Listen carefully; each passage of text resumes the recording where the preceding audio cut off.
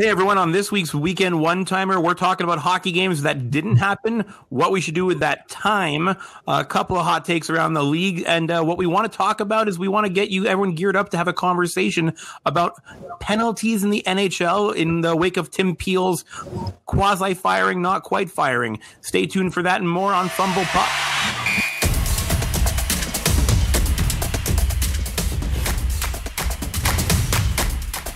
Welcome back to Fumble Puck, everybody, for your Weekend One-Timer this week. You're here with Ashley and Noah. Ashley, what is going on? Stuff. Keep sending those positive vibes, peeps. I still need them. What about you, Noah? What are you up to? I just watched The Masked Singer, so we're recording this on Wednesday night. And no spoilers, don't you worry. I'm not a spoiler kind of person. But the person who got eliminated and revealed, I totally called it. So I'm feeling wonderful right now. My ego got a nice boost, and I'm feeling good. I actually stopped watching Big Brother because I don't have the patience for it or the time. I don't know. Life is busy. There's like good busy and bad busy. I'm in a pretty big streak of like good busy, but busy nonetheless. Yeah, me too. And there's things I'd much rather be doing and watching. I started watching The Vow. Have you seen that one yet? I have no idea what that is. Oh, it's a show exposing a cult, essentially. Oh, wow. That sounds exciting. That sounds like something I might be interested in watching. I have quite a few of those for you to watch then, because it's my new obsession. Not new. I've been obsessed with it. Cults are your new obsession? Well, no, not being in one. But I love learning about, people who got out of them, essentially, and how, So I'm really interested in certain podcasts about that. Yeah. So this one, there's actually a podcast called A Little Bit Culty, which is what the Vow show is, same people. So, yeah. So if I told you Tom Cruise is my best friend, does that weird you out? Because that's the one cult that I really love reading about and people who got out of it. So, yep. So a little like tidbit of information. So I'm a comic book hero we talked about, a comic book hero fan, right? I love comic books. Right. Growing up, my favorite superhero was Iron Man. Did you know that before they cast Robert Downey Jr., Tom Cruise was supposed to play Iron Man? No. Wouldn't that have sucked? Yes. I don't know. Would he have been good as Iron Man? I don't know. I don't know anything about Iron Man. Isn't that Harry Connick Jr. or something? No, wrong one. Who was Iron Man? No. Iron Man is Robert Downey Jr. Oh, I said Harry Connick Jr. I get those two confused just because they have three names. I don't know why. That's funny. Harry Connick Jr. was iconic in Independence Day. He was great. He's also a singer. He is. I remember commercials with him on TV, like trying to sell his Christmas albums or whatever. Yeah, well, apparently I can't tell the difference between them. My apologies to Harry Connick Jr. and Robert Downey Jr. They sound the same. Come on. Yeah, I guess. I'll give you that. That's fine. So my apologies to both to Iron Man and to whatever Harry Connick Jr. The singer is known for, whatever. He's known for movies too, but my apologies. And this podcast is known for hockey takes on the Habs and game recaps. Do you want to recap the last couple games this week? Sure. And that's our recap. Yeah, that's our recap. We had no games. No, which is crazy. Oh, did you see Mark Dumont was tweeting a fake live game tweet? It was hilarious. Did you that? Yeah, it was awesome. I have so much respect for someone who takes the time to keep us entertained like that. Mark Dumont's amazing. And like the Mary Poppins with Lucic and Gallagher. It's so funny. So I actually have a question about that, if I can ask you about it, because I'm a little bit... I guess I understand it, but I just want to make sure I'm right on this. Boston has like half their team out with COVID protocol, right? I believe so. Yeah, they have a reasonable number. Yeah, and they're still playing, from what I understand. And so has a bunch of other teams that have two players out. Yet we're not playing till at least, I'm guessing, Tuesday at the earliest. Is that because they have to wait for the cases to appear because they were all at practice together on, I think it was Monday morning? Is that why? Yeah. So I'm not a pro at this, but my understanding would be, let's say you're out for dinner or whatever, you're at home and you pick up some Uber Eats or an Amazon package from your doorstep and that package may have come into contact. You find out before you get to the training facility, before you get to practice, you inform the team. You can isolate and they know that you didn't come into contact with the team. If you have come in contact with the team, you are required to quarantine. And the problem, you can't just test and go right back to it because there are often false positives or false negatives. So you need a string of negative tests in order to clear you. So what that says to me is that the potential contact, which we don't know if they have COVID or not, right? It's none of our business really. But the potential contact happened before they went to a team event, probably at practice. And then they joined that practice without knowing that they were in contact. So Right. The precaution is you hold out for the week to wait for symptoms and a consistent string of negative tests. Right. So currently only Yoel Armia and Jesperi Kotkaniemi are still on the list as of today, which is March 24th. However, what's interesting is I think Tony Marinaro was saying he had it on good authority yesterday. I didn't hear his thing. I just saw him tweet about it, that only one of them actually has it and the other one was just possibly near him. But he didn't mention which one. It's none of our business. I hope they're both okay. I hope the whole team is okay. I just think the whole thing is very, very interesting. And I find it just strange that, I mean, it makes sense that we can't play because they definitely were in contact Monday at practice. I just find it very strange. Also, I'm guessing at this point it's not a false positive, right? Because they've taken 3 tests or 4 tests. It's Wednesday, so 3 tests. So likely, but not 100%.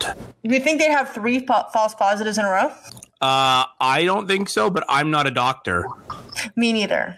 And that's why I don't. That's why I don't. Dive into that. Okay, well, the good news is my mom got her shot. So, yay, I'm happy now. Both my parents have their shot. We're good. I'm next, hopefully. And we will not get into the debate about if the NHL should vaccinate their players or not, because we are on 2 very different thought processes on that. So let's just put that. And let's just say I won in the poll. The end. Okay. Sure. Save for another day. Bleeding heart Noah will live to fight another day. Sunday, when we have nothing else to talk about because the Habs still won't be playing. Right. Oh, what do we do? We've got time off, right? Like we've got a week off from the team now, and obviously we hope everyone's okay. That's the first priority. But what does this time off do for our team? Like right now, we have the second worst record in 1-goal games in overtime. That hurts us. I was reading up on the Athletic earlier today that Dom from the Athletic predicts that Montreal will stay on the same point pace, but should be winning more of those OT games. So an overall record he predicts based on his model, they should stay in that 4th playoff spot-ish. So he thinks they're looking okay. But what does this time off do for the team? What do you think? I want you to try pronouncing Dom's last name first. Lushizin. Is that actually how you say it? I'm pretty confident saying that. I know there's a lot of extra letters in there, but I'm pretty sure it's Lushizin. Or okay. Yeah, something of the sort. Like they're close enough, I'm impressed. I feel like there's an easier way to spell it, and they just chose not to spell it like that. They're just like, Dom's model, like for those who listen who don't have the Athletic, like I'm a big fan of them because they give a little bit of everything. You have the stat stuff, you have the absolute opposite antithesis of stat stuff. There's literally something for everybody. Dom's model, so what he does, he builds a statistical model that gives outcomes and generates standings and stuff and predicts who can win games. His model consistently outperforms the Vegas odds. It's as good as you can get for a predictive model, understanding how probabilities work, and there might still be variance. When Dom says you're going to be good, 99 times out of 100, you're good. That's really cool. I like that. I would like to look at this model. It's on the Athletic. I have a subscription. I should use it. Yeah, Dom's stuff is fantastic. It's good work. It's fun for anyone who wants to watch hockey with an analytics lens. It's not for everyone, but if you like that, go dive in. Awesome. Well, so answering your question, I actually think the week off is very welcomed. Our team has played a lot of games in the last 2 days off, or so actually I think it was a week off, and then we went straight into this craziness. So I welcome it. I think it's good for them. I mean, it sucks that they can't practice. I assume they're having Zoom meetings to talk about like systems and stuff like that. But I really think it's actually a blessing in disguise. I really do. Because they get the time off. They get to rest. I mean, I don't think they can go in for physio treatments or stuff like that. However, their bodies aren't going through the hardships of playing every other night or every night. No? I think that's a very accurate point. I think you're right. I think, we came out flying at the start of the season. When we're rested, like same with the bubble, right? When we're rested, we do good things. So a week off might not be a bad thing. As long as they use it to address a couple of key pieces, Well, speaking of key pieces, what do you think? Isn't this the perfect week to trade? Yeah, everybody's talking about that, right? I think there's an opportunity there for sure if you combine the time off to chip away at that 2-week quarantine bit and Ben Sherrod being out, so there's some LTIR opportunity there. I know that Bergevin has a press conference tomorrow. At 11. It's either to announce a trade or it's to tell us he's not going to do anything, But it feels to me like there should be a trade happening. I think it's more to address the COVID situation, but I don't think he's going to be addressing a trade. I mean, maybe he should. I mean, there should be one. If you think about it logically, this is the perfect time. As you said, we have time off in between games. We're not playing till at least Tuesday, so it's another 5 days. You don't have to, or 6 days, 7 days. Wait, it's another like 5 days off that they have that they can just go and hopefully acquire somebody and they can learn the system, right? Because like we're not playing for a week. So even if it's someone from Canada, I don't think there's any problem with doing that. But even if we did get somebody from like the Flames or the Oilers, like, I don't know, McDavid or someone, then, we can just not worry about throwing them into the fire, Yep. There was a rumor that Kyle Dubas is currently watching the Calgary-Ottawa game in whichever city they're in. I assume it's Ottawa. Other GMs are starting to look around, and there's not going to be too much shaking loose in the Canadian division. So if you wanted to make a Canadian division trade, you need to do it kind of now because people are going to start moving their parts if they're out, right? Yep. I agree. So we should look at Ottawa. Do they want us? I don't know. Maybe a Kachuk for Kotkaniemi trade. Just kidding. Oh my God, I couldn't stand Brady Kachuk on this team. I would be so unhappy. Me too. But he would be scoring goals, so I wouldn't mind that so much. But I don't really like them and their antics. But no, they're goons. Yeah, not a fan. I'm not a fan of that kind of hockey. But anyways, yeah. So we'll see. So trade should happen, probably won't because Marc Bergevin is Marc Bergevin. He's probably going to talk tomorrow about why a trade would be the wrong thing to do and how rest is a weapon, and they're just going to rest up and then kick some butt. And if that's what they do, yay, I'll take it. Also, I just want to say again, we really hope that everybody's healthy and everybody's okay. Hopefully they are false positives and that everyone's all right and that I don't blame anybody for having this happen. It has happened to people who I know that they randomly just became positive. They have no idea where they got it from. And thankfully everybody's been okay that I know who had it. So just a message out there. Absolutely. And then since we're not able to watch Habs hockey this weekend, there are some opportunities to watch some other hockey. Just replace the games on your Habs schedule with games from other teams. I got your Friday, Saturday, Sunday lineup of things to watch. First up, Friday, you're looking at Winnipeg versus Calgary. With games being canceled in the North Division now, we're going to have to start thinking about points percentage affecting the standings. With Montreal missing 4 or 5 games, right? It might be hard to get all those games back at the end of the season. You have to cram in a lot, right? So points percentage might start to become a more valuable thing. Winnipeg keeping up there, right? Looking good. They have a lot of games coming up against Toronto, so every point they get to buffer their spot counts. And Calgary, they're trying to catch up, right? So this should be an exciting game with playoff implications worth watching. For sure. They didn't cancel our games yet, did they? No, they just postponed them for right now, right? Just postponed. Sorry, if I said canceled, I meant postponed. But the idea that it might be tricky to catch those up at the end of the year, right? With so many being missed. Yeah. There's no way every team in the NHL plays their full schedule out. It's just not a thing, right? No, for sure. I thought I missed something, but I didn't. We're good. Okay, sorry. You did not. And then Saturday, you got Vegas versus Colorado. That's a Clash of the Titans matchup. The two best teams in their division. Two teams with a legitimate Stanley Cup aspirations. And if you haven't been watching Mark Stone, he is getting a whole bunch of buzz for the Hart Trophy. Not going to win it because it's Connor McDavid's trophy. Let's be completely authentic with that. But Mark Stone's playing some lights out hockey that I think you should definitely tune into and enjoy. He's so good. And now that he's on Senator, I can say that. Yeah, it's so nice to cheer for someone that you were used to hate, and now you don't hate them anymore. It's wonderful. Like Corey Perry. I love Corey Perry. I'm just kidding. I've always been a Corey Perry fan, actually. I've never hated him. I've been a Corey Perry fan since his rookie year. I know, he's great. Me too. I've liked him for a long time. He's great. Yeah, he's awesome. And then Sunday is St. Louis versus Anaheim. Speaking of Corey Perry there, Anaheim Ducks. The reason why I wanted this game to stand out is because St. Louis might not be the real deal. They're struggling a little bit. They do not look anything like a team that won the Stanley Cup 2 years ago. If you're looking for them, because they're on that bubble 4th playoff spot, as time goes on, if Jordan Binnington doesn't start being good at his job and the rest of the team doesn't start diving in a little more, they're in trouble. Like Vladimir Tarasenko's back and he's not been moving the needle for them. But at the start of the season, we probably would have thought St. Louis to be a lock for the playoffs. Not looking like a lock right now anymore. That's not good. They were so dominant 2 years ago.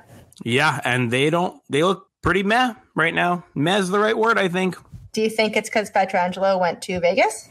I definitely think that doesn't help. I'm not as high on Pietrangelo as most people, but I do think he's a top pair defenseman. I like that they got Torrey Krug, but there's just something not right with that team aside from their goaltending, which is not right.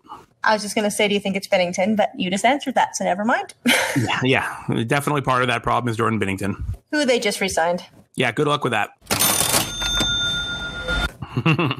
And then that's our 3 games for this week. Hope you enjoy them. Hope you get some time to watch some hockey because Montreal's not playing. I'll just double down on what we said before. My hot take prediction for this week, the rest will be good for the team. It'll help them. I agree with you. I think that's a really good hot take, and I would have went with that one too, but I will come up with something new, which give me 4 seconds. Hold on. Give me a countdown if you want. I'm coming up with something. 4, 3, 2, 1. The Habs are going to trade for somebody really big, and it's going to surprise everybody. Oh. The spice just keeps getting laid on there. That's spicy. I really hope you're right. I'm never right with these predictions. Why is it Tyler Toffoli was going to score 6 goals? Like he's going to miss 6 games is more what I should have said. Whoops. In a week of no real Habs news necessarily, we would expect that the dumb hot takes would dwindle down a little bit, but of course they didn't. I'm not going to talk about it more than this, but Connor McKenna's Twitter take was really bad, trying to place some blame on players for them getting COVID. He's not an epidemiologist, doesn't know how it works, and we're just going to move on from that. The potential dumb take I wanted to talk about, because I couldn't not reference the previous dumb take, but Jordan Harris didn't sign. So we talked on the pod earlier this week that we thought Jordan Harris would sign now that his career is over. The Habs announced that he's going back to college for another year.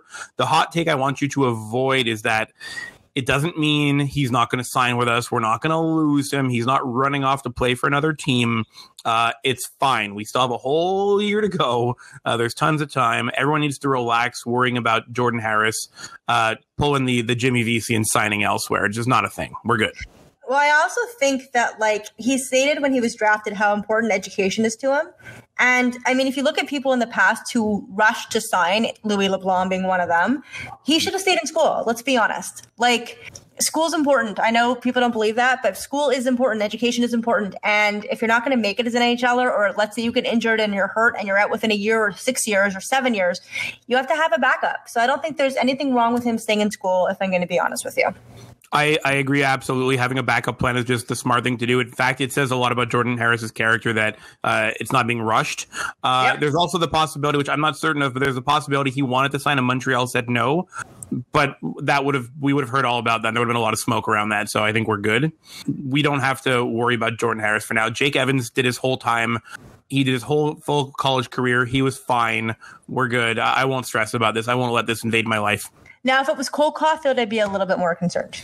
Yeah, because he wanted to sign last year. There would be a legitimate worry. Yeah, absolutely. But we're not in that situation, so we're good. Yep. And now apparently he can have 4 more games he can play with us because we're not playing this week. There you go. Glass half full. Yeah, we'll take it. What we are also going to take is a moment for our newsworthy opinions. Just wanted to talk about Tim Peel. Oh boy, Tim Peel and Chris Lee, my 2 favorite referees in the league, aren't they? Oh yeah. Well, no, because now only Chris Lee is your favorite referee in the league. Oh yeah, love him. He's great. Because Tim Peel's gone, kind of. Yeah. So first of all, I knew it. So second of all, what the hell? Or should I say, what the beep? Because what is he doing? There's so many cameras and microphones all over the rink. You have to be so careful with what you're saying. I'm surprised this hasn't happened sooner, to be honest. What a rookie move. No? Yeah, it's just Bush League, right? I have so many thoughts on the actual scenario and what he was referring to in game management. I don't know personally where I stand yet on it. But I do know that he's a bonehead for getting busted doing it, and the NHL was very careful in their statement. If you read it, saying, he's just not going to be working any more games. It was them trying to avoid the issue, right? The Campbell statement was oh yeah, we want to protect the integrity of the game. I don't think you do like that. You don't, right? And as fans and even the players, I don't even know if we as fans want the refs calling the book exactly. I don't know. I think they need – look, I don't believe that if one team commits 3 penalties, the other team should get 3 power plays too. That to me is absolute bullshit. That is exactly how it happens though, right? Right, which it shouldn't be evening it up or something. If a team is legit being dirty, call them on it. there's so many we talked about this on the last pod too, is there's so many times that somebody is doing something dirty and they don't even call it, period. And then because he wants to get punish Nashville, he gives them a tripping call on a not real trip. What is this shit? The refs are there to keep the game, to keep the flow. They're not there to control the game and to manipulate the outcome.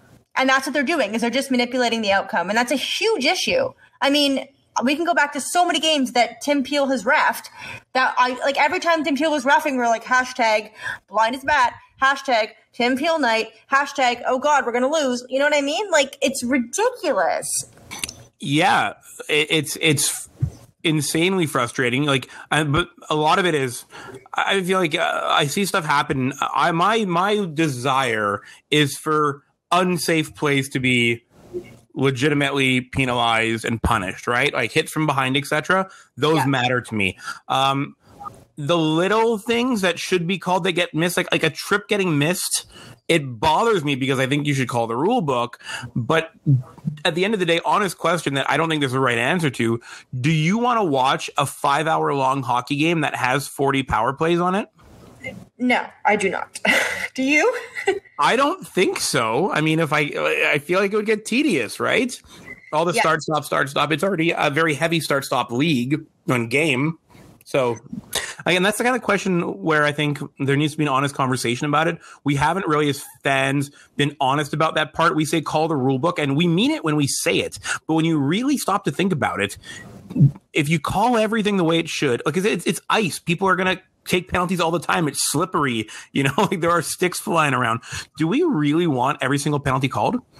I want all the violent ones called, all the slashes and stuff like that. I want those called. Well, I don't want puck over the glass on a total unintentional play called. I think that's ridiculous. To me, that's the delay of game penalty is so stupid. And there was one that the player legit pushed the net off their moorings, and it was fine. I want fair. I just want fair. I want the penalties called, but I want them to be fairly called. I don't think it's okay when we get away with stuff. I don't think it's okay when other teams get away with stuff. I want it evenly called, but not necessarily to the extent that the game becomes 5 hours. I agree with you. That's just ridiculous. Who wants to watch that? Yeah, I think there might be some more to this. How do you time power plays? Do you blow the whistle right away to call it? Do you wait? I'm wrapping my head now around flows in the game, and I think this is something that maybe we can dive into a little more on Sunday. I think that might be fun. We'll talk to our viewers and see what they want to say, what they think, and what they've been thinking about in regards to this. You want to talk about this more on Sunday? Yeah, that sounds like a plan. Put that on the agenda. Done. That sounds awesome. We're going to reach out to everyone listening and see what do you guys think is the right thing to do, and what do you want to see happen? Yeah, and don't forget, you can always contact us on social media at Fumble Puck Pod on Twitter, I'm gonna have to edit this a lot. On Twitter, on Instagram, on Facebook, we're under at Fumble Puck Podcast. You can always email us, Ashley at Fumble Puck Pod or Noah at Fumble Puck Pod. We also have a website that we're in the process of making. You can get in touch with us any way you want. Please let us know. We'd love to hear feedback of what you think and answer our questions and ask us questions. That's awesome. We're hoping that we're able to talk about actually scheduled games and this doesn't go any further when we release our next week's episode. Everyone else have a great weekend. Enjoy your time. Enjoy your days off and watch some hockey. And stay safe. Speak to you soon. All right. Take care, everyone. All right.